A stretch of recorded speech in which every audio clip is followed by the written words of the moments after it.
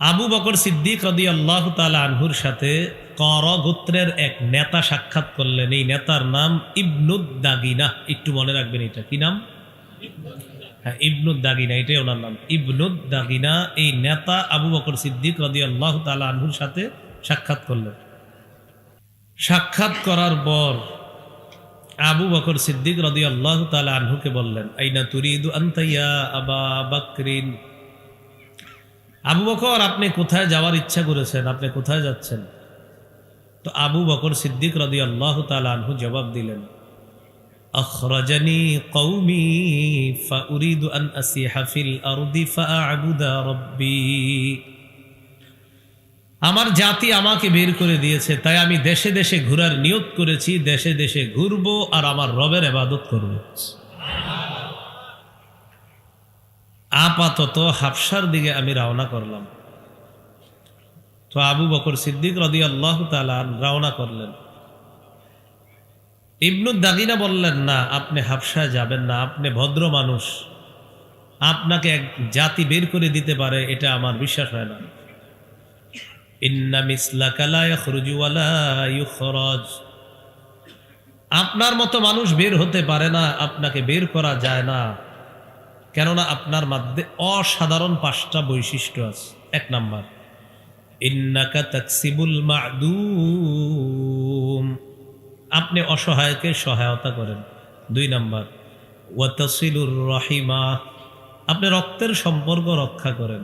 3 number, ওয়া তাহমিলুল কাল্লা, আপনি বোঝা বহন করেন। 4 নাম্বার, ওয়া তাকরিদ দাইফা, আপনি মেহমানদারি করেন। 5 নাম্বার, ওয়া তুঈনু আলা নওয়াইবিল হক্কি, হকের উপর অটল থাকতে গিয়ে যারা কষ্টের সম্মুখীন হয় তাদের পাশে গিয়ে আপনি দাঁড়ান। এই 5টা অসাধারণ গুণ আপনার নবীরও আছে, আপনারও আছে। আপনি বের হতে পারেন না, আপনাকে বের করা যায় না, চলেন বাড়িতে চলেন। ফারজি ফাবুদ বিবিলাদিকা, বাসায় চলেন, আপনি আপনার রবের ইবাদত করবেন আপনার এলাকায়। ফারতাহালা ইবনুদ দাগিনা ওয়া রাজা মা আবি বকরিন সিদ্দিক রাদিয়াল্লাহু তাআলা আন। ইবনুদ দাগিনা আবু বকর সিদ্দিক রাদিয়াল্লাহু তাআলা আনহুকে নিয়ে চলে আসলেন। এখানে একটা নোট করার মতো বিষয় আছে। ওই জামানার নিয়ম হলো, কোন নেতা কাউকে যদি নিরাপত্তা দেয়, আশ্রয় দেয়, এটা অন্যান্য নেতাদেরকে জানাতে হবে। তো ইবনুদ দাগিনা তিনি একজন নেতা। এই কথা গিয়ে মক্কার মুশরিকদের লিডার যারা আছে তাদেরকে এটা জানাতে হবে যে আমি ইবনুদ দাগিনা নেতা হিসাবে আবু বকরকে নিরাপত্তা দিয়েছি, তোমরাও নিরাপত্তা মেনে নাও, এটা জানাতে হবে। فطاف في أشراف كفار قريش। ইবনুদ দাগিনা কাফেরদের বড় বড় লিডার যারা আছে, মুশরিকদের লিডারদের সাথে সাক্ষাৎ করলেন। সাক্ষাৎ করার পর বললেন, আতুখরিজুনা রাজুলান ইয়াকসিবুল মা'দুমা ওয়া ইয়াসিলুর রাহিমা ওয়া ইয়াহমিলুল কাল্লা ওয়া ইয়াকরিদ দাইফা ওয়া ইউঈনু আলা নওয়াইবিল হক। এমন একজন মানুষকে তোমরা কিভাবে বের করে দাও যে মানুষটা অন্যকে সহযোগিতা করে, যে মানুষটা রক্তের সম্পর্ক রক্ষা করে, যে মানুষটা মেহমানদারি করে, অন্যের বোঝা বহন করে, সত্যের উপর অটল থাকতে গিয়ে যারা কষ্টে পতিত হয় তাদের সহযোগিতা যেই মানুষটা করে, এই মানুষটাকে কিভাবে বের করে দাও। ইন্না আবা বকরিন লা ইয়াখরুজু মিসলুহু ওয়া লা ইউখরাজু। আবু বকর এমন মানুষ, সে বের হতে পারে না, তাকে বের করা যায় না।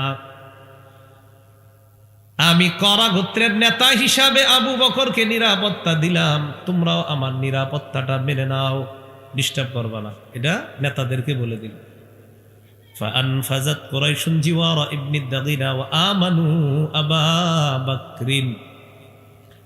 কুরাইশ নেতারা ইবনুদ দাগিনা নামক নেতা আবু বকরকে যে নিরাপত্তা দিয়েছে এই নিরাপত্তাটা মেনে নিল, আর আবু বকর সিদ্দিককে নিরাপত্তা দেওয়ার ব্যাপারে তারা সম্মতি প্রকাশ করল। তবে শর্ত আছে, শর্তের জায়গাগুলো একটু মনে রাখবেন। ওয়াকালু লিইবনি দাগিনা মুর আবা বকরিন ফালইয়াবুদ রাব্বাহু ফালইউসাল্লি ওয়ালইয়াকরা মা শাআ ওয়ালা ইস্তালিন বিসসালাতি ওয়ালাল কিরাআ ওয়ালা ইউজিনা বিযালিক। ইবনুদ দাগিনা আবু বকরকে শর্ত দিবা, আবু বকরকে তুমি গিয়ে বলো সে ইবাদত করবে ঘরে, সে নামাজ পড়বে ঘরে, সে কোরআন তেলাওয়াত করবে ঘরে। এগুলো তিনটা। 4, সে প্রকাশ্যে নামাজ পড়বে না, প্রকাশ্যে কোরআন তেলাওয়াত করবে না। এই 4 শর্ত যদি মানে তাহলে আমরাও মেনে নিলাম, তোমার নিরাপত্তাটা আমরা সমর্থন জানালাম। এই বিষয়টা মনে রাখার, নিরাপত্তা মানছে কিন্তু শর্ত আছে। ইবাদত ঘরে, নামাজ ঘরে, প্রকাশ্যে পড়তে পারবে না, কোরআন তেলাওয়াত প্রকাশ্যে করতে পারবে না, এটা বলে দিল। কাফেররা কেন প্রকাশ্যে করতে নিষেধ করলো এটা একটু মন দিয়ে শুনেন। মুশরিকরা বলে ইন্না খাশিনা আন ইয়াফতিনা আবনাআনা ওয়া নিসাআনা। আবু বকর নরম প্রকৃতির মানুষ, আবু বকর যদি প্রকাশ্যে কোরআন তেলাওয়াত করে, প্রকাশ্যে নামাজ পড়ে, আমাদের ভয় হয় আমাদের স্ত্রীরা, আমাদের কন্যারা, আমাদের সন্তানরা আবু বকর সিদ্দিকের কাছে গিয়ে ভিড় জমাবে আর তারা ইসলামের প্রতি আকৃষ্ট হয়ে যাবে। তো এই জন্য আমাদের টেনশন আছে, তুমি বইলা দইলা। তো ইবনুদ দাগিনা, ইবনুদ দাগিনাটা এটা ইতিহাসের একটা বিখ্যাত নাম। তো এটা একটু নোট করার মতো বিষয়। ইবনুদ দাগিনা আসছে, ইবনুদ দাগিনা আসার পর বললেন আবু বকর শর্ত তো মেনে নিয়েছে, আমার নিরাপত্তা দেওয়া মেনে নিয়েছে তারা, আমি যে আপনাকে নিরাপত্তা দিছি নেতা হিসেবে তারা মানছে, তবে শর্ত হলো আপনি ঘরে নামাজ পড়বেন, ঘরে ইবাদত করবেন, ঘরে তেলাওয়াত করবেন, প্রকাশ্যে নামাজ পড়বেন না, প্রকাশ্যে তেলাওয়াত করবেন না, এটা শর্ত দিছে। আবু বকর সিদ্দিক তাদের শর্ত মেনে নিলেন। ফাতাফিকা আবু বকরিন ইয়াবুদু রাব্বাহু ফি দারিহি ওয়ালা ইস্তালিনু বিসসালাতি ওয়ালাল কিরাআতি ফি দারি গায়রিহি। আবু বকর ঘরের মধ্যে ইবাদত করতে লাগলেন, ঘরের বাহিরে নামাজও পড়ে না, কোরআন তেলাওয়াতও করে না। এইভাবে অনেক দিন গেল। সুম্মা বাদা লি আবি বকরিন, এরপর আবু বকরের কাছে মনে হলো আর কতদিন প্রকাশ্যে আমি, আর কতদিন গোপনে ইবাদত করব, আর পারবো না। আমার রবের একত্ববাদ এটা আমি প্রকাশ্যে করব, আমার রবের ইবাদত প্রকাশ্যে করব, আর গোপনে ইবাদত করতে পারবো না, এটা তার মনে হলো। আর ফাবতানা মাসজিদান বিফিনাই দারিহি, আবু বকর সিদ্দিক প্রকাশ্যে ইবাদত করার জন্য ঘরের আঙিনায়, বাড়ির আঙিনায় ছোট একটা মসজিদ বানাইলেন। সুবহানাল্লাহ, ছোট্ট একটা মসজিদ। কারণ কাবা চত্বরে প্রকাশ্যে ইবাদত করতে পারবে না। কথা বুঝতেছেন তো সবাই? আচ্ছা, তো মসজিদ বানানোর পর ফাবারাজা ফাকানা ইউসাল্লি ফিহি ওয়া ইস্তালিনু বিল কিরাআতি ওয়াস সালাহ, প্রকাশ্যে নামাজ, প্রকাশ্যে কোরআন তেলাওয়াত করা শুরু করলেন। কাফেরদের ধারণা সঠিক হয়ে গেল। ফায়াতাকাসসাফু আলাইহি নিসাউল মুশরিকিনা ওয়া আবনাউহুম। আবু বকর সিদ্দিক প্রকাশ্যে যখন নামাজ পড়া শুরু করলেন, কোরআন তেলাওয়াত করা শুরু করলেন, কাফেরদের স্ত্রীরা, তাদের কন্যারা, তাদের সন্তানরা দলে দলে আবু বকর সিদ্দিকের কাছে গিয়ে ভিড় জমানো শুরু করে দেয়। ফাআফযাআ যালিকা কুফারা কুরাইশ, কুরাইশদের নেতাদেরকে বিষয়টা ভাবিয়ে তুললো, যেটা কোনো কথা। এবার ওলামায়ে হযরতরা বলবেন না, দেখি আপনারা মন দিয়ে শুনছেন কিনা বয়ান। ফাআরসালু ইবনুদ দাগিনা, তাহলে বুঝবো বয়ান বুঝতেছেন। কাফেররা ইবনুদ দাগিনাকে তাড়াতাড়ি ডেকে পাঠাইলো, তার খোঁজ করলো, ইবনুদ দাগিনাকে বলো আমরা তাকে ডাকতেছি, মিটিং আছে। আচ্ছা বলেন তো আপনারা ইবনুদ দাগিনাকে বড় বড় লিডাররা কেন ডাকলো, আলেম ছাড়া অন্যরা বলবেন? মাশাআল্লাহ মাশাআল্লাহ, এই তো ওয়াজ বুঝে আসতেছে, এর মানে বুখারীর হাদিস বুঝে ফেলতেছেন, বলেন আলহামদুলিল্লাহ। আমি কিন্তু এগুলাই ছাত্রদেরকে বলি, আপনাদেরকে যা বলতেছি। তো ইবনুদ দাগিনাকে তারা তালাশ করলো, তারা ডাকো কেন? তো শর্ত দিলাম, তো শর্ত পূরণ হলো না। এখন ইবনুদ দাগিনা যেহেতু নিরাপত্তা দিয়েছে, আমরা তার সাথে কিছু কথা আসার পর বলল তুমি কি শর্তে নিরাপত্তা দিলা? আর আবু বকর তো শর্ত পূরণ করছে না, আমরা যা ভেবেছিলাম সেটাই হলো। তুমি জানো সে প্রকাশ্যে নামাজ পড়া শুরু করছে, তেলাওয়াত করা শুরু করছে, আমাদের বউ কন্যা ছেলে মেয়ে সব গিয়ে তার কাছে গিয়ে ভিড় জমায়, আর তার কান্না দেখা এরা আশ্চর্য হয়ে তার দিকে তাকায় থাকে। وكان أبو بكر رجلا بكاء لا يملك دمعه حين يقرأ القرآن আবু বকর যখন কোরআন তেলাওয়াত করতেন তখন তিনি তার চোখের পানি সংবরণ করতে পারতেন না। কাফের মুশরিকরা বলে, আবু বকরের কান্না দেখে আমাদের সন্তানরা, আমাদের বিবিরা না জানি তার প্রতি আকৃষ্ট হয়ে যায়। তুমি আবু বকরের কাছে যাও, যাওয়ার পর বলবা, ইন আহাব্বা আন ইয়াক্তাসিরা আলা আন ইয়াবুদা রাব্বাহু ফাআলা ওয়া ইন আবা ইল্লা আন ইউলিনা বিহি। দুইটা অপশন, হয়তো আবু বকর আগে মতো ঘরে ইবাদত করবে, অন্যথায় সে যদি প্রকাশ্যে ইবাদত করে তাহলে কিন্তু শর্ত আর থাকলো না, আমরা তার নিরাপত্তা নামাটা আর রাখতে পারবো না। এখন আমরাও চাই না তুমি তোমার নিরাপত্তা নামা উঠিয়ে তুমি আরববাসীর কাছে লজ্জিত হও, এটাও আমরা চাই না। এখন এই জায়গাটা কেন বললাম আরববাসীর কাছে লজ্জিত হও, একটু বুঝেন। ওই জামানায় কোনো নেতা কাউকে নিরাপত্তা দেওয়ার পর নিরাপত্তা নামা উঠিয়ে নেওয়াটা ছিল লজ্জাকর বিষয়। আরবের লোকেরা বলা বলি করতো, ছি ছি, একটা মানুষকে নিরাপত্তা দিয়ে আবার উঠিয়ে নেয়, এটা কেমন কথা। সেই জন্য আমরা চাই না তুমি নিরাপত্তা নামা উঠিয়ে নিবা, বরং এক কাজ করবা, আবু বকরকে বলবা হয় ঘরে ইবাদত করবে, না হয় নিরাপত্তা নামা যেন সে ফিরিয়ে দেয় তোমাকে, তুমি ফিরিয়ে নেও না, সে যেন ফিরিয়ে দেয়। তাহলে তোমার আর লজ্জাও থাকলো না, কারো কাছে লজ্জিত হতে হবে না। ইবনুদ দাগিনা আবু বকর সিদ্দিকের কাছে আসছে। এবার একটু রেডি হন, ইমান তাজা হওয়া জবাব কাকে বলে দেখেন। আবু বকর সিদ্দিক রাদিয়াল্লাহু তাআলা আনহুর কাছে আসছে। আসার পর বলে, আবু বকর, শর্ত ছিল আপনি ঘরে ইবাদত করবেন, শর্ত পূরণে আপনি ব্যর্থ হয়েছেন, আপনি শর্ত পূরণ করতে পারছেন না, প্রকাশ্যে ইবাদত করেন, মক্কার লিডাররা এটা মেনে নিতে পারছে না। হয়তো আপনি আগের মতো ঘরে ইবাদত করবেন, অন্যথায় আপনি আপনার যে নিরাপত্তা নামাটা আমাকে আপনি ফিরিয়ে দেন, কারণ আমি নিরাপত্তা নামা উঠিয়ে লজ্জিত হতে চাই না। আরবের লোকেরা বলবে, কিভাবে একটা নিরপরাধ মানুষকে নিরাপত্তা দেওয়ার পর আবার উঠিয়ে নেয়, এই কথা আমি সহ্য করতে পারবো না। আবু বকর বললেন, তাহলে কি করতে হবে বলো।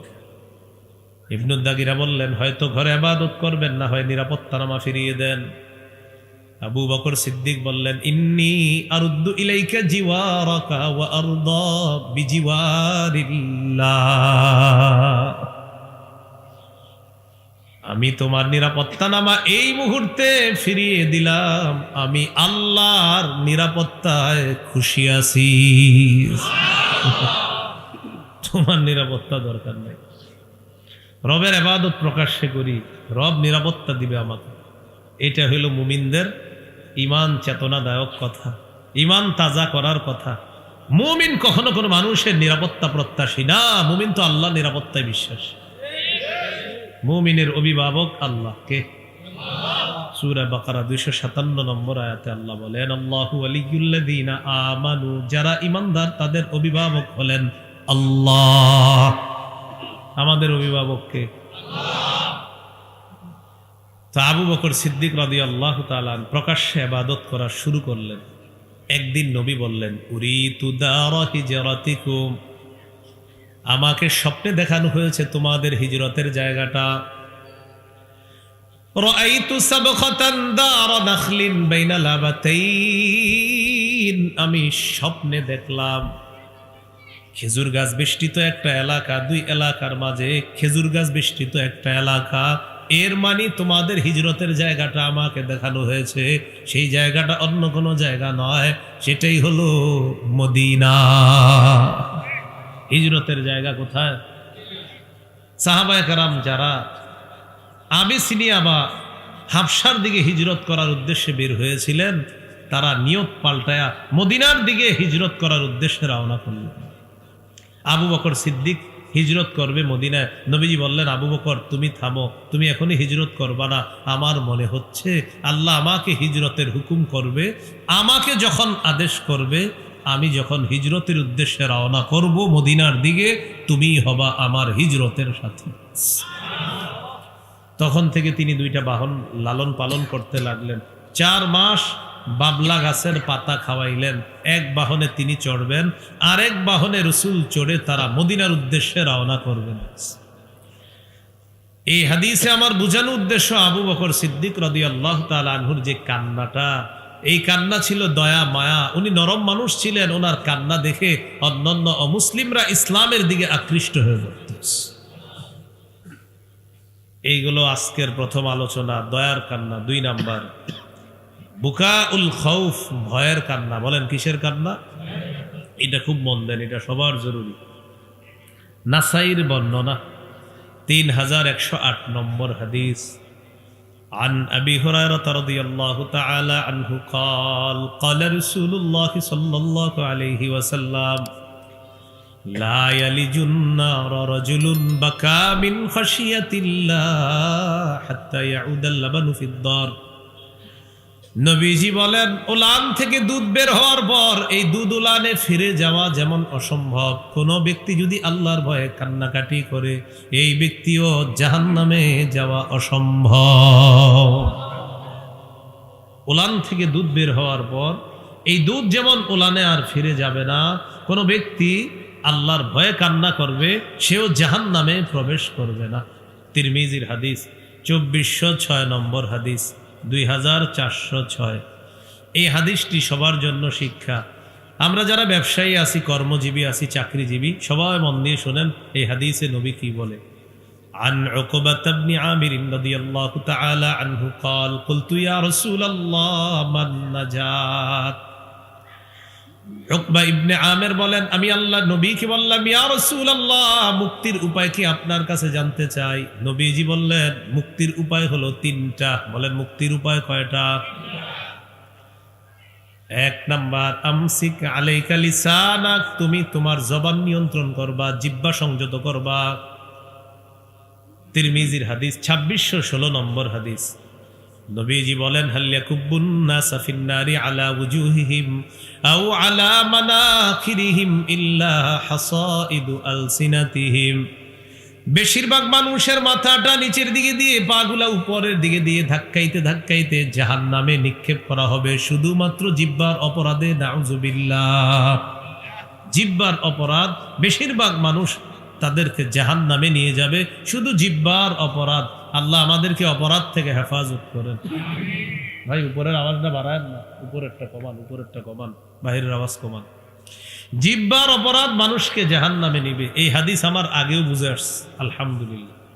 গত 3-4 মাস আগে ভালো করে বুঝে আসছে এই হাদিস। জিহ্বা যে মানুষের কত বিপদে ফেলাবে কিয়ামতের মাঠে। দুনিয়াতে জিহ্বার এক কথায় 16 বছর শেষ। কয় কথা? জিহ্বা কি ভয়ঙ্কর জিনিস। ডেইলি নিজেরে নিজে বলে, কেন এটা বললাম, কেন এটা বললাম, কেন এটা বললাম, ডেইলি বলে। সাজানো সংসার এক কথায় তছনছ। এই ঘটনাটা যখন ঘটছে না, বিশ্বাস করেন এই হাদিস নগদ আমার মাথায় আসছে, চিন্তার সর্বনাশ। জিহ্বা মানুষকে বেশিরভাগ জাহান্নামে নিবে, এটা তো হাদিসে পড়ছি, বুঝেছিও, বিশ্বাসও করছি। দুনিয়াতে যে নগদ নমুনা দেখলাম, দুনিয়াতে যদি জিহ্বা এক মানুষকে এত বিপদে ফেলাইতে পারে, তাহলে কিয়ামতের মাঠে জিহ্বা মানুষকে কত বিপদে ফেলাবে। জিহ্বা মানুষকে বিপদে ফেলায়। قال رسول الله صلى الله عليه وسلم من يضمن لي ما بين لحييه وما بين رجليه أضمن له الجنة। নবীজি বলেন, কেউ যদি আমাকে 2টা অঙ্গের নিরাপত্তা দিয়ে দেয়, একটা হলো জবান আর একটা হলো লজ্জাস্থান। কেউ যদি জবানের গুনাহ না করে, লজ্জাস্থানের গুনাহ না করে, নবী বলেন আজমান লাহুল জান্নাহ, আমি তাকে জান্নাতে নেওয়ার জিম্মাদার হয়ে যাব। জিহ্বা, লজ্জাস্থান। قال رسول الله صلى الله عليه وسلم المسلم من سلم المسلمون من لسانه ويده।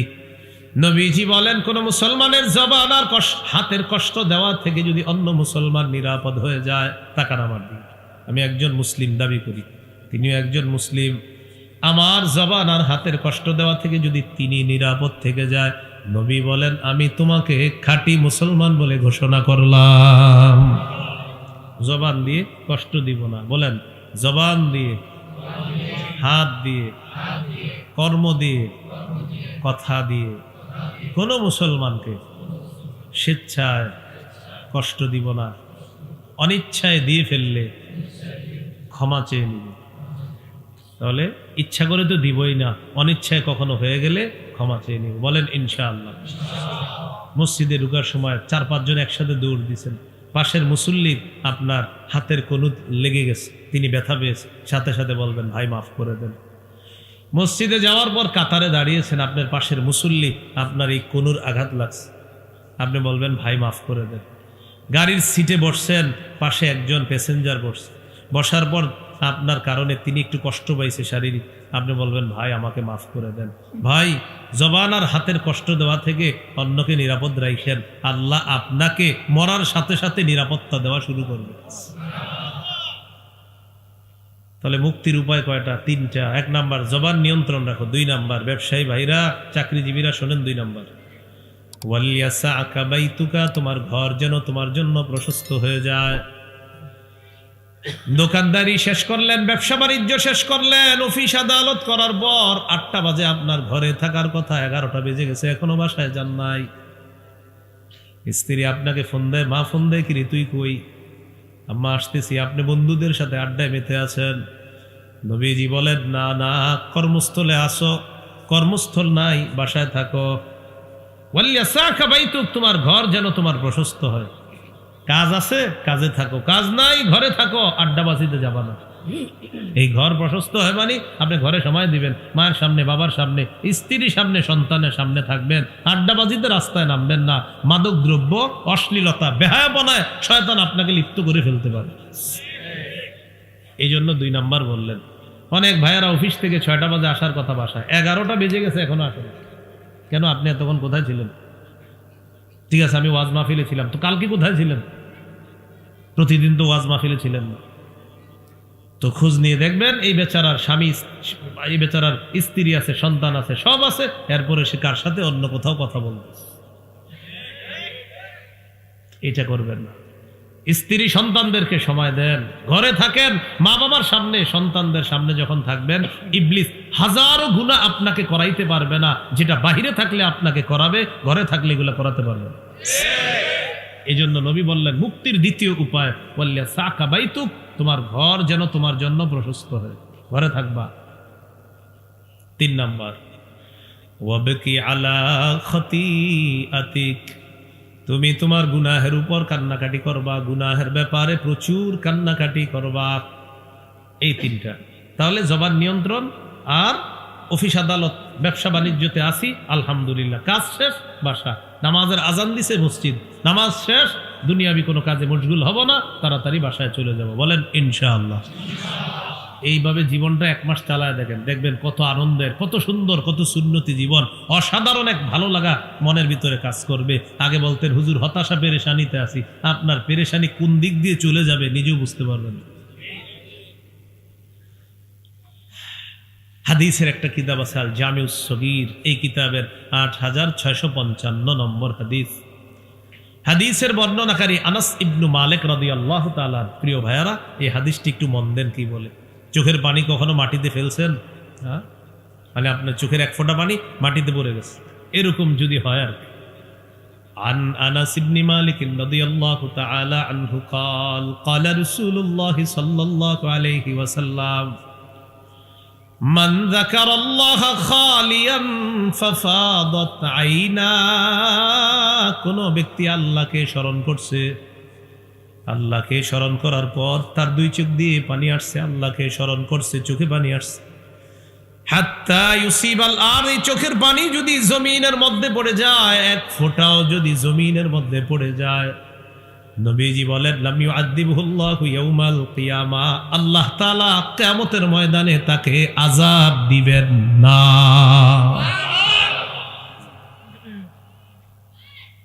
একটি হাদিস শোনাই, মন দিয়ে শুনেন। সহিহুত তারগিব 1468 নম্বর হাদিস। এই হাদিসের বর্ণনাকারীর নাম ইবনে উমাইর। ইবনে উমাইর আম্মা জান আয়েশা সিদ্দিকা রাদিয়াল্লাহু তাআলা আনহার ছাত্র। এই ইবনে উমাইর আম্মা জান আয়েশাকে বললেন আখবিরিনা বিআজাবি শাইইন রাআইতিহি মির রাসূলিল্লাহি সাল্লাল্লাহু আলাইহি ওয়াসাল্লাম। আম্মা জান, আপনার জীবনে তো আপনি অনেক ঘটনা দেখছেন, আশ্চর্যজনক ঘটনা। আমাকে সবচেয়ে আশ্চর্যজনক একটা ঘটনা আমাদেরকে একটু শোনান। এক ছাত্র আম্মাজানকে প্রশ্ন করলেন। আম্মাজান হলেন ওস্তাদা, শিক্ষিকা। ওই ছাত্র আম্মাজানকে প্রশ্ন করলেন। আম্মাজান কিন্তু নারী হলেও আম্মাজান নারীদের মধ্যে শ্রেষ্ঠ হাদিস বর্ণনাকারিনীদের মধ্যে শ্রেষ্ঠ হলেন আম্মাজান আয়েশা সিদ্দিকা রাদিয়াল্লাহু তাআলা আনহা। সো আম্মাজানকে বললেন, আম্মাজান একটা ঘটনা শোনান আমাদেরকে, যেটা আশ্চর্য ঘটনা। তিনি চুপ রইলেন। চুপ থাইকে একটু পরে বললেন, হ্যাঁ হ্যাঁ শোনা, একটু শোনো তোমরা। আপনারা প্রস্তুত তো শোনার জন্য? তো তিনি বলেন, লাম্মা কানা লাইলাতুম মিনাল লায়ালি, এক রাতের ঘটনা। নবীজির পালা আমার ঘরে। পালা মানি হলো নবীজির একাধিক স্ত্রী ছিলেন, এক এক রাতে এক এক স্ত্রীর কাছে যাইতেন। আজকে আম্মাজান আয়েশা সিদ্দিকা রাদিয়াল্লাহু তাআলা আনহার ঘরে নবীর পালা। নবীজি আমার কাছে আসলেন। আসার পর আমাকে বললেন, আয়েশা দারিনি আতাআব্বাদিল লাইলাতা লিরাব্বি, আয়েশা আমাকে একটু সুযোগ দাও, আমি আজকে রাতটা আমার রবের ইবাদতে কাটাইতে চাই। সুবহানাল্লাহ। আম্মা জান আয়েশা সিদ্দিকা রাদিয়াল্লাহু তাআলা আনহার কাছে আল্লাহর নবী অনুমতি চাইলেন। এখানে একটা শিক্ষণীয় বিষয়, আমাদের নবী আল্লাহর পরে শ্রেষ্ঠ, কোনো সন্দেহ নাই। আল্লাহর নবী বান্দার হকের প্রতি কতটা গুরুত্ব দিতেন। আম্মা জান আয়েশাকে বললেন, আয়েশা সিদ্দিকা রাদিয়াল্লাহু তাআলা আনহাকে বললেন, আয়েশা আজকে রাতটা তুমি আমার কাছে পাও না, এটা হলো তোমার হক। আমি আজকে রাত ইবাদতে কাটাইতে চাই, তাই তোমার কাছে অনুমতি চাইলাম। নবীজি আম্মাজানকে বলতেছে, তুমি যদি সুযোগ দাও তাহলে ইবাদত করবে। আয়েশা সিদ্দিকা রাদিয়াল্লাহু তাআলা আনহা জবাব দিলেন, ওয়াল্লাহি ইন্নী লা উহিব্বু কুরবাকা ওয়া উহিব্বু মা ইয়াসুররুকা ইয়া রাসূলুল্লাহ। ইয়া রাসূলুল্লাহ, আল্লাহর কসম, আপনার সান্নিধ্য আমার যেমন অনেক পছন্দ, তেমনি ভাবে আপনি যা পছন্দ করেন এটাও আমি আয়েশার কাছে সবচেয়ে পছন্দ। আজ রাত ইবাদত করবেন, এটা আপনার পছন্দ তো? বাস, আমারও পছন্দ। তো এখন দেখেন কি ঘটনা ঘটল। রাসূলুল্লাহ সাল্লাল্লাহু আলাইহি সাল্লাম ওযু করলেন।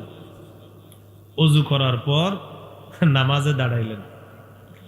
নামাজে দাঁড়ানোর পর আম্মা জান আয়েশা সিদ্দিকা রাদিয়াল্লাহু তাআলা আনহা বললেন, আমি আল্লাহর নবীর দিকে তাকাইলাম, তাকায় দেখি ফালাম ইয়াজাল ইয়াবকি, নবী কান্না করতেছে।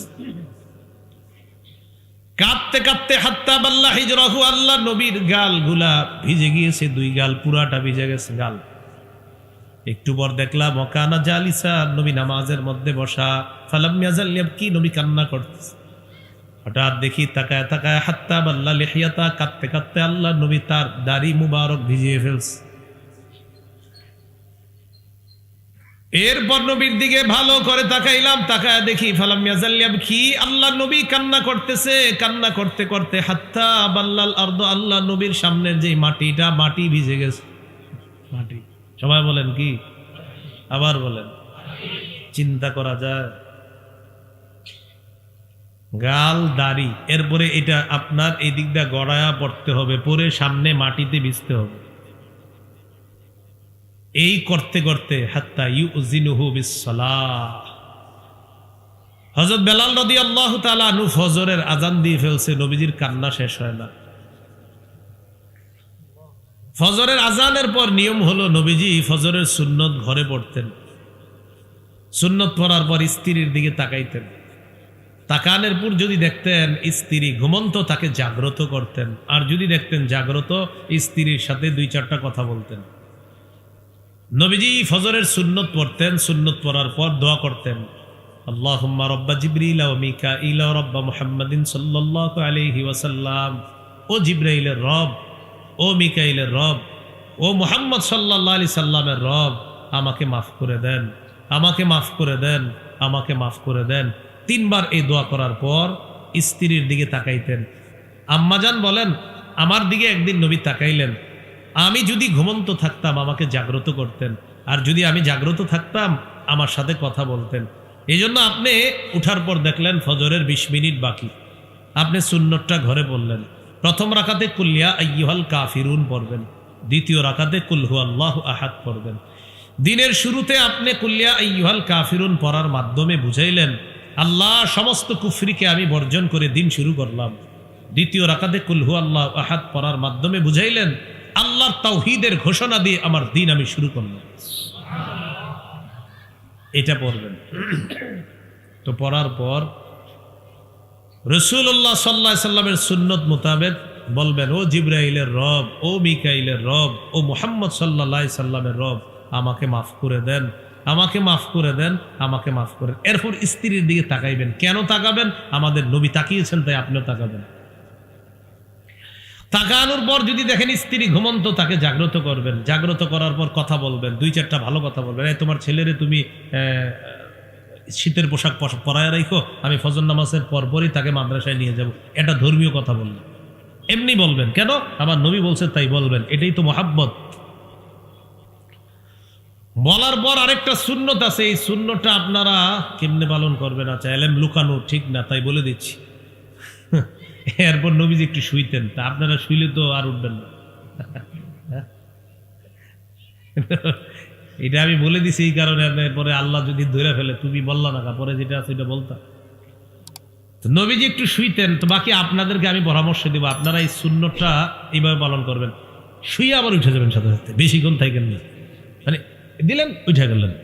কারণ আপনি যদি মোটামুটি যে আস্তাগফিরুল্লাহ আস্তাগফিরুল্লাহ দেখবেন যে 10টা, তা আপনি শুয়ে আবার উঠে যাবেন তারা শুনে।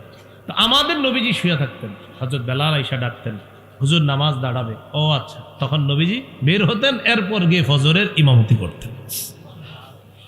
তো এই সুন্নাহটা তারাই পালন করবেন যাদের এই দৃঢ় বিশ্বাস আছে যে না, আমি একটু শুয়ে আবার উঠে গেলে আমার দ্বারা ফরজ নামাজের এই যে জামাতটা আছে, ফরজের জামাত অর্থাৎ ফজর নামক ফরজের এই জামাত, এটা আমার ছুটবে না ইনশাল্লাহ, আমি নিশ্চিত। তো আপনার জন্য এই সুন্নাহটা, আপনি শুয়ে আবার উঠে যাবেন। কিন্তু ভাই, যার এই সমস্যা আছে যে হুজুর আমি যদি এটা পালন করতে যাই তো আমার তো ঘুমাইসা যাবে, আপনি আল্লাহর রাস্তায় আপনি ফজর নামাজ পড়ার জন্য মসজিদে চলে যান।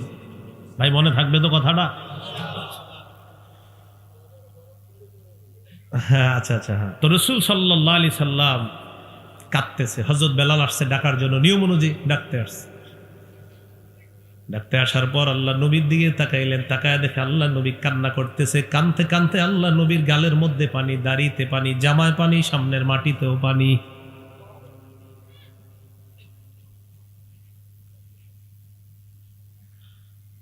হযরত বেলাল আল্লাহ রাসূলকে বললেন, তাবকি ইয়া রাসূলুল্লাহ ওয়া ক্বাদ গফারাল্লাহু লাকা মা তাকদ্দামা মিন যামবিকা ওয়া মা তাআখার। হুজুর আপনি এত কান্না করেন কেন? আপনার তো আগে পরে সব গুনাহ মাফ, গুনাহই নাই।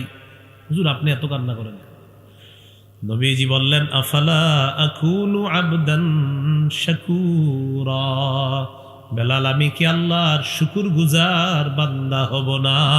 রবের শুকরিয়া আদায় করার জন্য রবের দরবারে একটু কান্নাকাটি করলাম। বলি একটু কান্নাকাটি। এখন তো আমাদের চোখে পানি আসে না। এই ইলেকট্রনিক মিডিয়ার যুগে, প্রদর্শনের যুগে চোখে পানি আসা এত সোজা না। কিসের যুগ এখন? প্রদর্শন, সেশন, ফ্যাশন, ভূষণ, প্রদর্শনের যুগ। হজে যাবেন সেখানে প্রদর্শন, উমরায় যাবেন প্রদর্শন, তওয়াফ করবেন প্রদর্শন।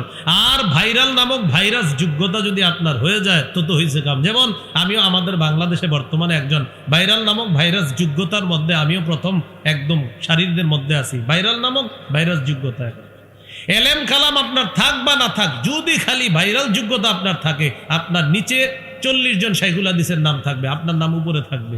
যদিও শাইখুল হাদিস এই বাক্যটার ব্যাখ্যা আপনি করতে পারবেন না, তো সমস্যা নেই, ভাইরাল তো আছেন। বিভিন্ন এলাকায় আপনার, আমার বয়স এখনো 40 হয় নাই, নিচে এলাকার 7-8 মাদ্রাসায় বুখারি পড়া, এমন শাইখুল হাদিস শব্দের নাম নিচে দিয়ে দেন। কেমনে দিলেন?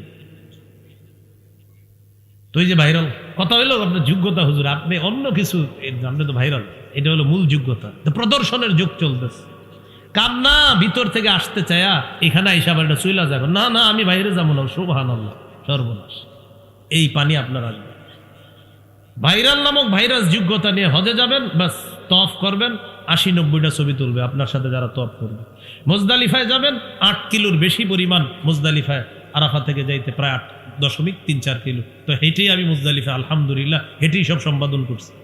তো হেঁটে হেঁটে ওদিকে যাই, হুজুর একটা বাঁকা হইয়া সোজা হইয়া মনে করেন, কারণ হুজুরের হজ করুক আর যা করুক আপনি ভাইরাল, তো আপনি কি ছবি প্রদর্শনের যুগ, আল্লাহরে যে একটু আল্লাহ বইলা ডাকবেন না, এটা আপনি দিব না আমরা, আপনি ভাইরাল হইলেন কেন?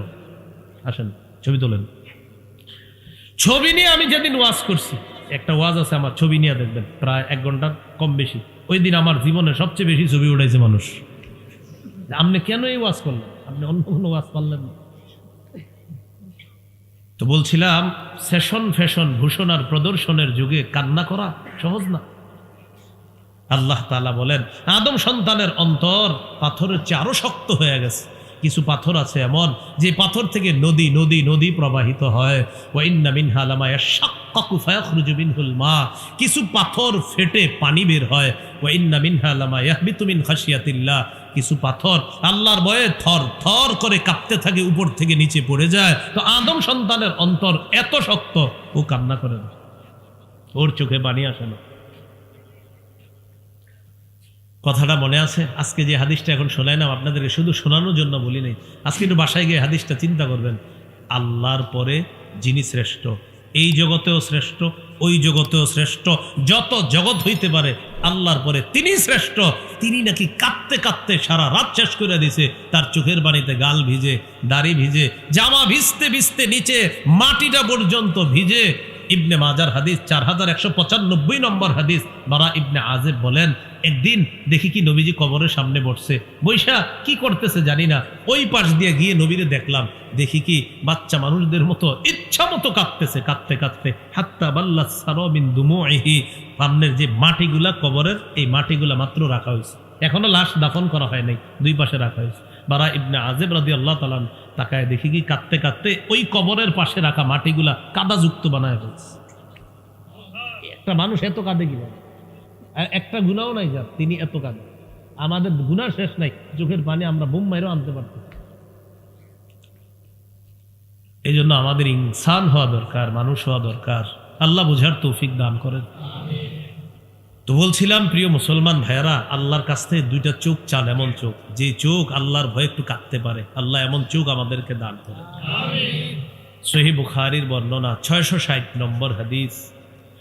قال رسول الله صلى الله عليه وسلم سبعة يظلهم الله في ظله يوم لا ظل إلا ظله।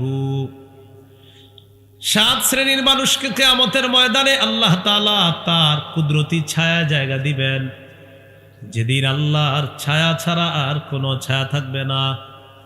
1 নাম্বার আল ইমামুল আদিল, ন্যায়পরায়ণ শাসক, তাকে আল্লাহ ছায়া দিবেন।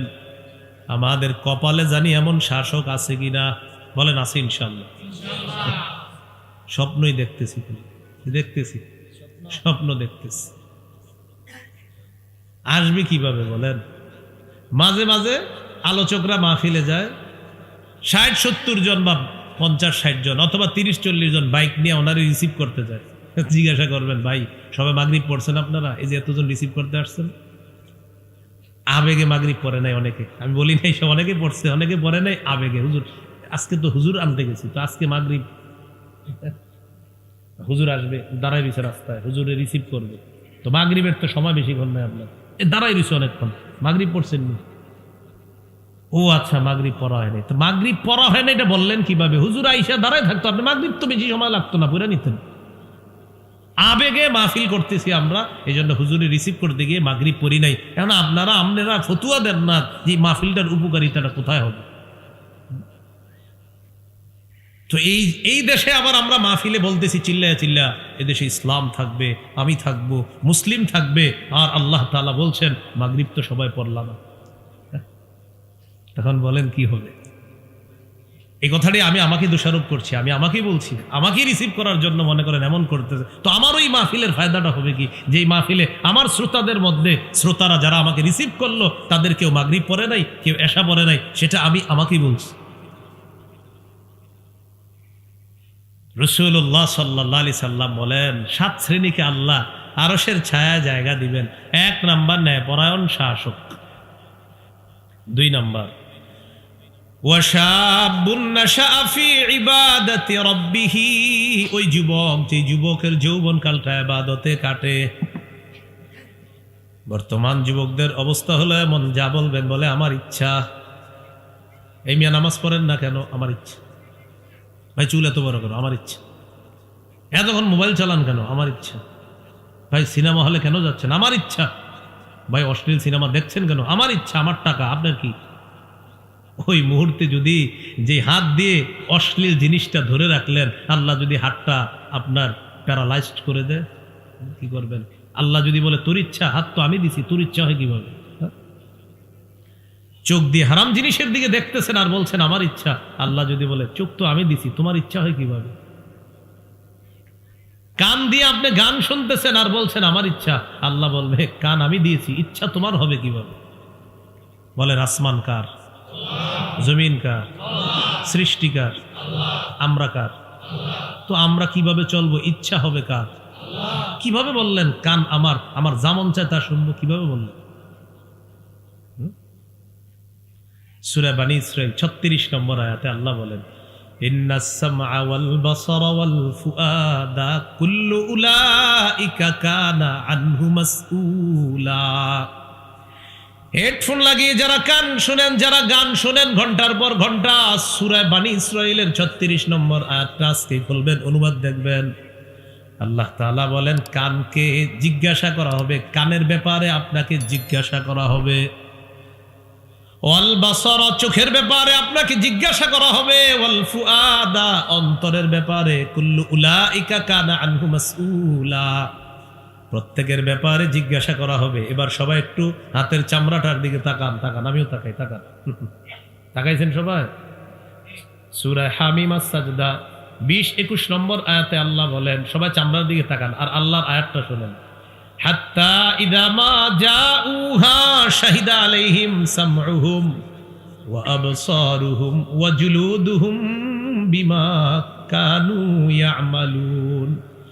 তারা যখন আগুনের সামনে যাবে, তাদের কান তাদের বিরুদ্ধে সাক্ষী দিবে, তাদের চোখ তাদের বিরুদ্ধে সাক্ষী দিবে, তাদের চামড়া তাদের বিরুদ্ধে সাক্ষী দিবে, চামড়া সাক্ষী দিবে, চামড়া। وقالوا لجلودهم لما شهدتم علينا, চামড়াকে তারা বলবে ও চামড়া তুইও আজকে আমার বিরুদ্ধে সাক্ষী দিলি। চামড়া জবাব দিবে আনতাকানাল্লাহুল্লাযী আনতাকা কুল্লা শাই, যে আল্লাহ সব কিছুকে কথা বলাইতে পারে, ওই আল্লাহ আমি চামড়াকেও আজকে কথা বলাইছে। চামড়া, আপনার চামড়া, আমার চামড়া আমাদের বিরুদ্ধে সাক্ষী দিবে। আপনি গান শুই না এটা বলতে পারেন না আমার ইচ্ছা, আপনার কান আপনার বিরুদ্ধে সাক্ষী দিবে। যান আজকের জন্য আমি বলে দিলাম আপনার ইচ্ছা। দেখেন হুজুররা আছে এখানে, আপনি গান শুনতেছেন আর বললাম ভাই শুইলেন না, বললেন আমার ইচ্ছা। আচ্ছা ঠিক আছে আপনার ইচ্ছা, তো কান যে আপনার বিরুদ্ধে সাক্ষী দিবে, কোথায় আপনার ইচ্ছা হলো বলেন? কানও তো আপনার বিরুদ্ধে চলে যাবে। আপনি বললেন হুজুর আমার চোখ, আমার ইচ্ছা, তো চোখও তো আপনার বিরুদ্ধে সাক্ষী দিবে, তো কোথায়? চোখও তো আপনার বিরুদ্ধে চলে গেল। সূরা ইয়াসিনের 65 নম্বর আয়াত অনেকে পারেন, বাসায় গিয়ে অনুবাদটা দেখবেন। আল-ইয়াওমা নাখতিমু আলা আফওয়াহিহিম, তাদের মুখে আজকে আমি মোহর মেরে দিব। ওয়া তুকাল্লিমুনা আইদিহিম, হাত কথা বলবে। আপনি যে বললেন হুজুর আমার ইচ্ছা, আমার হাত দিয়ে কি করব, তো হাতও তো আপনার বিরুদ্ধে বলে ফেলবে আল্লাহকে। তো কোথায় আপনার ইচ্ছাটার দাম হলো কোথায়? ওয়া তাশহাদু আরজুলুহুম বিমা কানু ইয়াকসিবুন, আপনার পা সাক্ষী দিবে আল্লাহ এই লোক ঠিক কাজ করে নাই। তাহলে বলেন একটু দেখান না আমার দিকে, আমি বললাম আমার পা আমার যা মন চায় তা করবো। পা বলবে কিয়ামতের ময়দানে আল্লাহ এই লোক আমারই দিয়ে এই অপকর্ম করছে। তাহলে বলেন আমার ইচ্ছার দামটা থাকলো কোথায়? এই জন্য আর এটা বললেন না, বলেন আল্লাহর ইচ্ছা। কান কার? চোখ কার? নাক কার? হাতকে দিয়েছেন, পাকে দিয়েছেন, এগুলো কোথায় ব্যবহার হবে এটা বলবে কে? আজকে থেকে আর বললেন না আমার ইচ্ছা, বলবেন এই চোখ আল্লাহ দিছে, এই কান আল্লাহ দিছে, এই হাত আল্লাহ দিছে, আমার এগুলা কোথায় চলবে না চলবে এই দিক নির্দেশনাও দিবে আমার আল্লাহ। এটাই বলছিলাম, শাবুন নাশাআ ফি ইবাদাতি রাব্বিহি, যে যুবকের যৌবনকাল ইবাদতের মধ্যে কাটে, এই যুবক কিয়ামতের ময়দানে আল্লাহ তাআলা তার ছায়া তলে জায়গা দিয়ে দিবেন। 3 নাম্বার, রাজুলুন কলবুহু মুআল্লাকুন ফিল মাসাজিদ, এমন ব্যক্তি যেই ব্যক্তির অন্তরটা মসজিদের সাথে লেগে আছে। ফজরের নামাজ পড়ার পর অন্তর মসজিদের সাথে লেগে আছে। কখন জোহরের নামাজ পড়বে, জোহর পড়ার পর অন্তর মসজিদের সাথে লেগে আছে, কখন আসর পড়বে, আসর পড়ার পর বাজারে যায় ব্যাগটা নিয়ে, যখন বাজার থেকে রওনা করে আসার সময় কানটা খাড়া রাখে মাগরিবের আজান কখন হবে। মাগরিবের আজান হওয়ার পর লোকটা অজুখানায় বাজারের ব্যাগটা রাখে, রাখার পর আল্লাহর বিধান মাগরিবের নামাজ আদায় করে। মাগরিব পড়ার পর অন্তর মসজিদের সাথে লেগে থাকে, কখন এশা পড়বে। এশার নামাজ পড়ার পর যখন বিছানা যায়, ঘড়ির অ্যালার্ম দেয়, মোবাইলের অ্যালার্ম দেয়, আবার বিবিকে বলে রাখে সাবধান, আমার যা হবার হবে ফজরের আগে ডাকতে কিন্তু ভুল করবা না। ডাইকা দেয়, মুয়াজ্জিন আজান দিয়ে দেয়, ওই লোক মসজিদের দিকে রওনা করে। এই যে অন্তর মসজিদের সাথে লেগে আছে, আপনাদের এই পাড়া গ্রামের মানুষ তাকে চিনুক বা না চিনুক, আল্লাহ তাকে কিয়ামতের মাঠে তার ছায়া জায়গা দিয়ে। 4 নাম্বার, ওয়ারজুলানে তাহাব্বা ফিল্লাহ ইজতামা আলাইহি ওয়া তাফাররাকা আলাইহি। দুই ব্যক্তি একজন আরেকজনকে আল্লাহর জন্য ভালোবাসে, আল্লাহর জন্য একত্রিত হয়, আল্লাহর জন্য পৃথক হয়, এই দুই ব্যক্তিকেও আল্লাহ তাআলা আরশের ছায়া জায়গা দিয়ে দিবেন। 5 নাম্বার, ওয়ারজুলুন তলাবাতহু ইমরাআতুন যাতু মানসিবিন ওয়া জামালিন ফাকালা ইন্নী আখাফুল্লাহ। এমন ব্যক্তি যাকে সুন্দরী বংশীয় একজন সম্ভ্রান্ত নারী খারাপ কাজে আহ্বান করছে, সে বলছে আমি আল্লাহকে ভয় করি, তাকেও আল্লাহ তার কুদরতি ছায়া জায়গা দিয়ে দিবেন। 6 নম্বর, এটা বলার জন্যই লম্বা হাদিস বললাম, ওয়ারজুলুন যাকারাল্লাহা খালিয়ান ফাফাদাত আইনা। এটা একটু বুঝেন। এমন ব্যক্তি, যেই ব্যক্তি নির্জনে আল্লাহকে স্মরণ করে আর তার 2 চোখ দিয়ে পানি পড়ে। আজকে রাতে 3টা-4টার দিকে উঠবেন, উঠার পর তাকায় দেখবেন আপনার বিবি ঘুমায়, আপনার সন্তান ঘুমায়, আশেপাশের পাড়া গ্রামের মানুষগুলা ঘুমায়, আপনি একা একা নির্জনে বসে আছেন আর স্মরণ করতেছেন, আল্লাহ আমার গুনাহ যদি আমার বিবি জানে আমাকে স্বামী বলে পরিচয় দিবে না। একা একা চিন্তা করতেছেন, আল্লাহ আমার গুনাহ আমার মা বাবা জানলে সন্তান বলে পরিচয় দিবে না। আল্লাহ এই 2টা হাত দিছেন, কত মায়া করে আমি কত হারাম জিনিস স্পর্শ করলাম, কত মায়া করে 2টা কান দিলেন, আমি কত হারাম গান শুনলাম। এগুলা একা একা মনে করবেন, দেখবেন দিল নরম হবে, চোখে পানি আসবে। আল্লাহর ভয়ে যদি এই পানিটা আসে, কিয়ামতের মাঠে আল্লাহ তার ছায়া জায়গা দিয়ে দিবেন। 7 নাম্বার, রাজুলুন তাসাদ্দাকা আখফা হাত্তা লা তা'লামা শিমালু মা তুনফিকু ইয়ামিনুহু। ওই ব্যক্তি, যে ব্যক্তি গোপনে দান করে, তার বাম হাত জানে না ডান হাত কি দান করছে, মানে ইখলাসের সাথে দান করে, আল্লাহ তাকেও আরশের ছায়া তলে জায়গা দিয়ে দিবেন। এই হলো আল্লাহর ভয়ে কান্নাকাটি করা, আল্লাহর স্মরণে কান্নাকাটি করা। করব তো ইনশাআল্লাহ, আল্লাহ তৌফিক দান করেন। একটা গেল দয়ার কান্না, আর একটা গেল ভয়ের কান্না। ভয়ের কান্নাটা সবাই অর্জন করার চেষ্টা করব, আল্লাহ তৌফিক দান করেন। সুবহানাল্লাহি ওয়া বিহামদিহি, সুবহানাকাল্লাহুম্মা ওয়া বিহামদিক, আশহাদু আল্লা ইলাহা ইল্লা আনতা, আস্তাগফিরুকা ওয়া আতুবু ইলাইক। আলহামদুলিল্লাহি রাব্বিল আলামিন, ওয়াল আকিবাতু লিল মুত্তাকিন, ওয়াসসালাতু ওয়াসসালামু আলা সাইয়্যিদিল আমবিয়া ওয়া আলা আলিহি ওয়া সাহবিহি আজমাইন। ربنا ظلمنا أنفسنا وإن لم تغفر لنا وترحمنا لنكونن من الخاسرين رب ارحمهما كما ربياني صغيرا। মাবুদ মেহেরবান মাওলা, আল্লাহ অনেক রাত হয়ে গিয়েছে মাওলা, আল্লাহ মাদ্রাসার খাতিরে মানুষগুলা লম্বা রাত পর্যন্ত বসেছিল। আল্লাহ আল্লাহ মাদ্রাসায় তাদেরও কিছু তাহসিলের প্রয়োজন ছিল মাওলা, এই কারণে মুসলমানগণ অনেক কষ্ট করে ধৈর্য সহকারে এখানে বসেছিল। আল্লাহ যারা মাদ্রাসার মোহাব্বতে লম্বা রাত পর্যন্ত এখানে ধৈর্য সহকারে অপেক্ষা করেছে, আল্লাহ তাদেরকে যাজা খায়ের দান করেন, উভয় জগতে আপনি তাদেরকে কবুল করে নেন। আল্লাহ তাদের এই ধৈর্যের জন্য আল্লাহ আপনি তাদেরকে কোরআনের ভাষা অনুযায়ী ইন্নামা ইউওয়াফাস সাবিরুনা আজরাহুম বিগাইরি হিসাব, আল্লাহ বেহিসাব পুরস্কার দান করেন। আল্লাহ আমাদের দোয়া আপনি কবুল করেন। আল্লাহ আমার আগে যারা আলোচনা করেছে তারা আমার চেয়ে দামি মানুষ, তারা আমার উপরে মানুষ। আল্লাহ আমি সবার নিচে সবার পিছে, আল্লাহ কোনো সন্দেহ নাই মাওলা। আল্লাহ আমাদের এই জায়গায় আমরা যারা হাত তুলছি মাওলা, কার কোন ধরনের গুনাহ আছে আপনি জানেন। আল্লাহ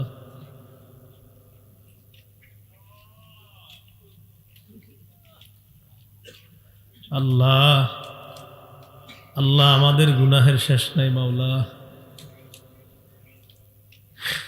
আপনি আমাদেরকে হাত পা চোখগুলা দিয়েছেন আল্লাহ, আপনার আলো বাতাস গ্রহণ করি আমরা। আল্লাহ আবার আপনার নাফরমানি করি।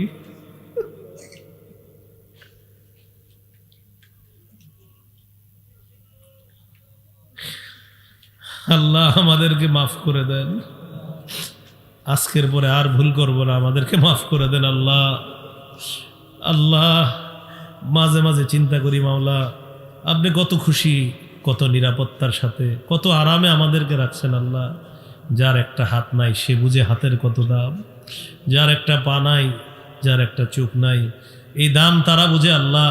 আমাদেরকে কত নিদর্শন আপনি দেখান আল্লাহ। আল্লাহ আমরা অনেক গুনাহ করি মাওলা, কিন্তু সবশেষ এটা স্বীকার করি আপনি ছাড়া তো আমাদের জাগার কোনো জায়গা নাই আল্লাহ। আল্লাহ আপনার রহমত তো বিশাল, আমাদের গুনাহের কাছে আল্লাহ অনেক গুনাহ। আপনি হাদিসের মধ্যে, হাদিসে কুদসিতে আপনি বলছেন আল্লাহ, লাউ বালাগত যুনুবুকা আনানাস সামা, বান্দা তোমার গুনাহ যদি আকাশের চূড়ায়ও পৌঁছে যায়, তুমি আমার কাছে ক্ষমা চাও, আমি তোমার এই পরিমাণ গুনাহও ক্ষমা করে দিব। আল্লাহ আমাদের গুনাহের শেষ নাই, আমাদেরকে মাফ করে দেন আল্লাহ, আমাদেরকে মাফ করে দেন। এই মাদ্রাসা আপনি কবুল করে নেন, আসাতিজা তুল্লাবদেরকে কবুল করে নেন, ওলামা তুলাবা আওয়াম আইম্মায়ে মাসাজিদ মুহতামিমিনে মাদারিস সকলকে আপনি কবুল করে নেন আল্লাহ। আল্লাহ এই মাদ্রাসার সাথে যারা সম্পর্ক রাখে মুতাআল্লিকিন মুহিব্বিন সকলকে কবুল করে নেন। আজকে যারা অর্থ দিয়ে সহযোগিতা করেছে, চাল ডাল দিয়ে সহযোগিতা করেছে, যারা নাম লিখিয়েছে, যারা ওয়াদা করেছে আল্লাহ, সকলের এই সহযোগিতা ওয়াদা সবগুলোকে আপনি কবুল করে নেন আল্লাহ। আমাদেরকে মাফ করেন আল্লাহ, আমাদেরকে মাফ করেন আল্লাহ, আমাদেরকে মাফ করেন আল্লাহ। আল্লাহ আল্লাহ আবু বকর, ওমর, ওসমান, আলী,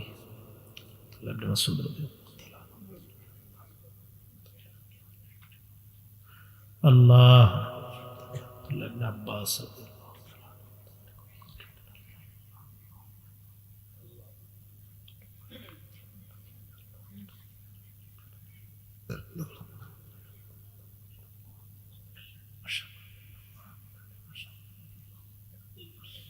আল্লাহ এখানে যে যে আশা আপনার কাছে দোয়া করতেছে প্রত্যেকের আশা আপনি পুরা করেন আল্লাহ, প্রত্যেকের আশা পুরা করেন আল্লাহ, প্রত্যেকের আশা পুরা করেন। আজকে যে ছাত্রগুলো হাফেজে কোরআন হয়েছে মাওলা, আল্লাহ এই প্রত্যেকটা ছাত্রকে আপনি আব্দুল্লাহ ইবনে আব্বাস, আব্দুল্লাহ ইবনে মাসউদ রাদিয়াল্লাহু তাআলা আনহু, আল্লাহ তাদের মতো যুগশ্রেষ্ঠ মুহাদ্দিস মুফাসসির বানায়া দেন আল্লাহ। আমাদের দোয়া আপনি কবুল করেন আল্লাহ, আমাদের দোয়া আপনি কবুল করেন আল্লাহ। আপনার কাছে আমার বিশেষ একটা আবদার, আমি আজকে যাদের সামনে বসছি, যারা আমার সামনে বসেছে আল্লাহ, সবার সাথে আবার জান্নাতে দেখা করায়া দিয়েন আল্লাহ। এই আরজিটা আপনি কবুল করে নেন আল্লাহ, এই আরজিটা আপনি কবুল করে নেন। এই মুহূর্তে অনেক ওলামায়ে কেরাম দেশের বিভিন্ন প্রান্তে আছে আল্লাহ, সকলকে নিরাপদে নির্বিঘ্নে আপন গন্তব্যে পৌঁছায়া দিয়েন আল্লাহ। আমিও এখন রওনা করব বাসার উদ্দেশ্যে, সহি সালেমে নিরাপদে আমাকে আমাদের সকলকে নিরাপদে আপন গন্তব্যে পৌঁছায়া দিয়েন আল্লাহ। আমাদেরকে মাফ করেন আল্লাহ, মাফ করেন আল্লাহ, মাফ করেন আল্লাহ, মাফ করে দেন। ইমান ইসলাম তাওহীদের উপর অটল রাখেন, কুফর শিরিক বেদাত থেকে হেফাজত করেন। রব্বানা তাকাব্বাল মিন্না ইন্নাকা আনতাস সামিউল আলিম ওয়া তুব আলাইনা ইন্নাকা আনতাত তাওয়াবুর রহিম। সাল্লাল্লাহু তাআলা আলা খাইরি খালকিহি মুহাম্মদ ওয়া আলা আলিহি ওয়া আসহাবিহি আজমাইন। সুবহানা রাব্বিকা রাব্বিল ইজ্জাতি আম্মা ইয়াসিফুন, সালামুন আলাল মুরসালিন, আলহামদুলিল্লাহি রাব্বিল আলামিন। আমিন।